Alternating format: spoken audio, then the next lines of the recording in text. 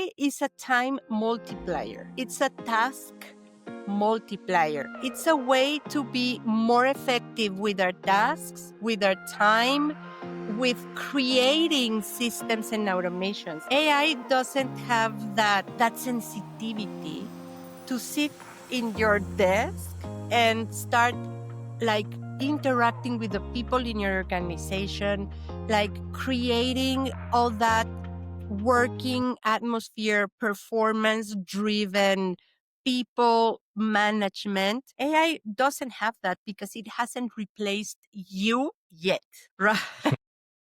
Well, good afternoon, everyone. It is a pleasure to be here again with Sandra Hendrix. Sandra, thank you so much for making the time. I know you're super busy. You are running like crazy, coaching all over the world with, nothing but excellent results with the Ferry International organization, an amazing organization, amazing leadership there.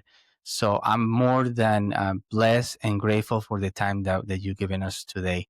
Thank you one more time. Well, thank you, Miguel. As we know, I'm a coach for the Tom Ferry organization. And what I love about it is the level of exposure it gives me to help clients around the world, and that we understood that real estate is a global industry. But most importantly, is all of the challenges that leaders are having around the world, coping with this year that has been somehow different in so many aspects, but in the end, with so many shared challenges and issues to grow as a person, as a company, but most importantly, as a leader. Because sometimes we forget that leadership is based 100% on self-leadership. I cannot agree with you more. And it seems to be a theme of the week or the theme of nowadays that everybody is talking about the fear that we living in with AI is taking over and how the society is reshaping itself. And in my opinion, it's totally different, right? But what is your take? I mean, you talk to a lot of people. You talk to a lot of people around the globe. And are they fearful? Are they feeling uneasy about this pace that AI is being deployed? What I see is that leaders and people and agents and individuals that are dedicated to serve, we can call it in any sales field, are receiving so much information because not only the world is being changed by AI every day, but also the systems and the world that we use to market ourselves. And you know it, we've seen it. It's the social media distribution, how all of the algorithms and how we see new programs every day.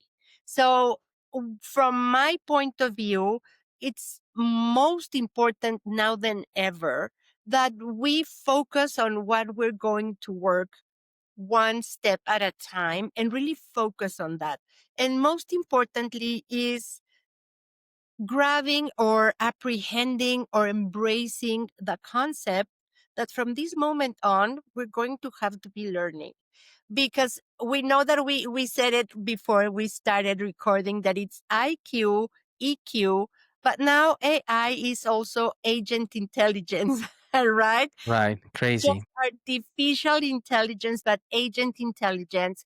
And as we adopt AI, instead of fearing it or thinking that we are not robots, it's important that we look at where in the areas of our business are we benefiting more from the application of AI. It can be simple automations. It can be getting familiar with the platforms, getting familiar with what's an AI agent. Or for example, you work this podcast wonderfully and you break one 20-minute podcast into so many pieces of content, right? And you do it using AI. 100%. And I am myself an emotional intelligence coach. And I can tell you that that is the key to unlocking a team performance, where AI to me is the tool that helps leaders to develop faster, So it's about speed. It's not about replacing. It's about how, as leaders, we can show up in the marketplace and the speed that we can move out now. It is totally different. I'm liking it. I mean, I'm in my 50s, but it's very, very fun to watch how these new technologies are being deployed and how we're using them, right?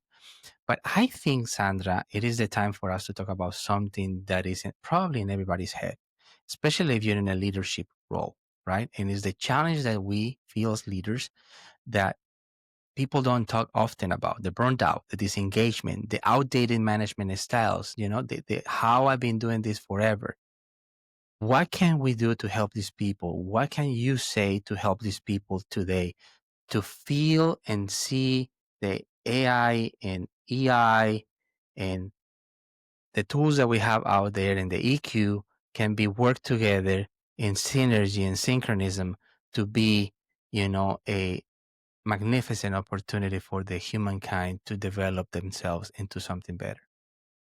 I think it all starts with the way we think about ourselves and how we prepare for the day. Because if we let AI and this little computer and this big computer and so much information out there prevent us from being human, that is what is really overwhelming, because we're not in a race against machines and robots or AI or programming. We are in a process of adaptation, right? And maybe this might mean having more learning time. But most importantly, and what you and I always talk about, is how are we nurturing the self? Because AI is not going to change our habits.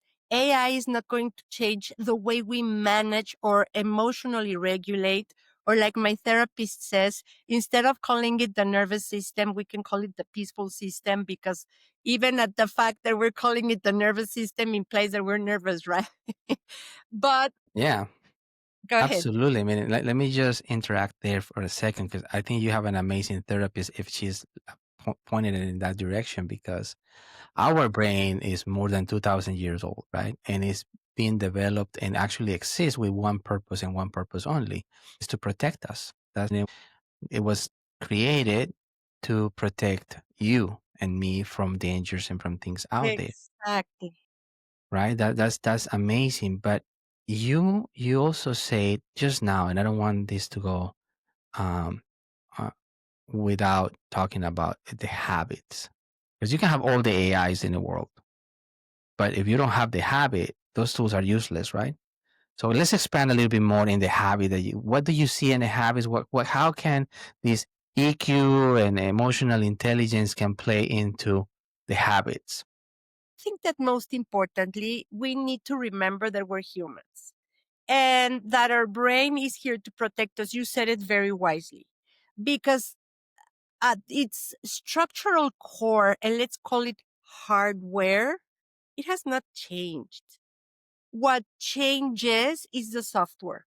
So like Joe Dispenza talks about it, this is the hardware is the brain per se, right? The brain, how the brain anatomically is um, generated, and how we are born with the same brain structure, but what we do about it is what makes it different. And we have the huge capacity of creating new neuronal pathways every day. And the way that we rewire our brain is how we think and how we talk and how we feel.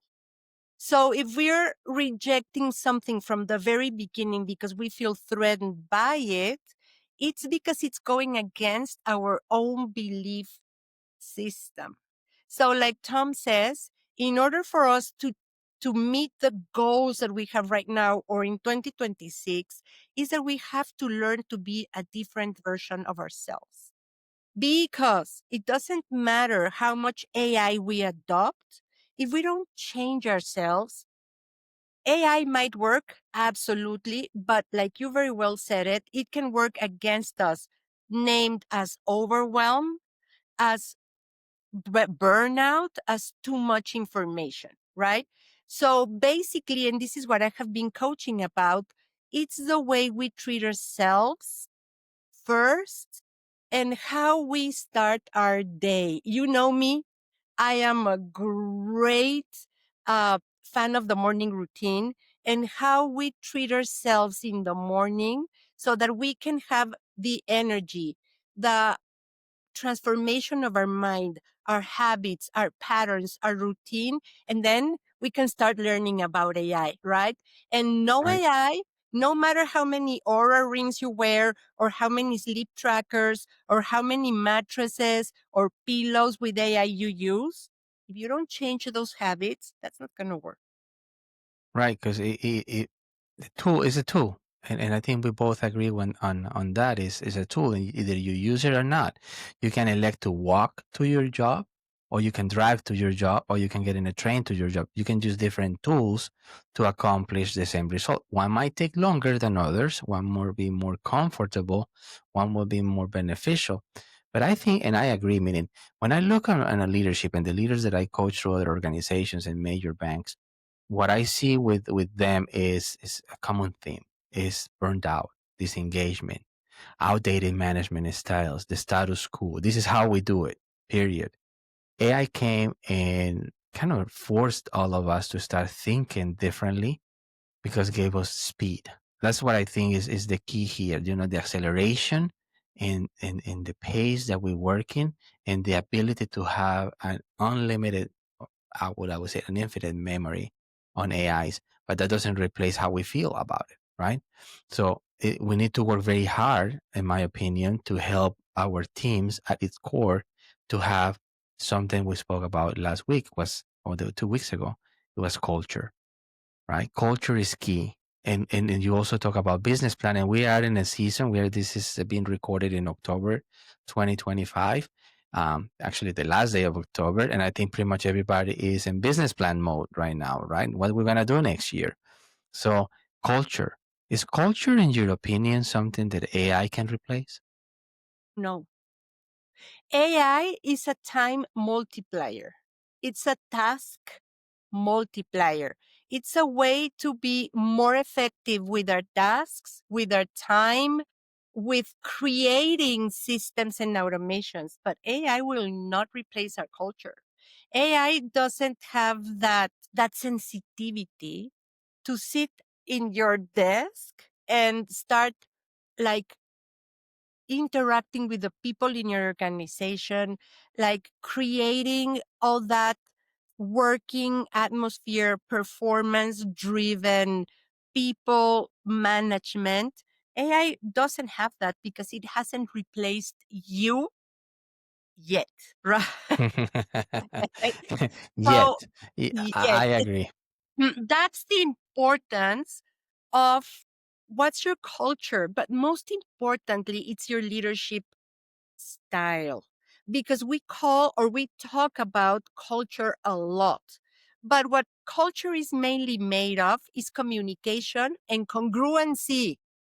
Communication and congruency. So, you as leader, how congruent are you in terms of your culture? How congruent are you in communicating your culture? And how is this working hand in hand with your core values?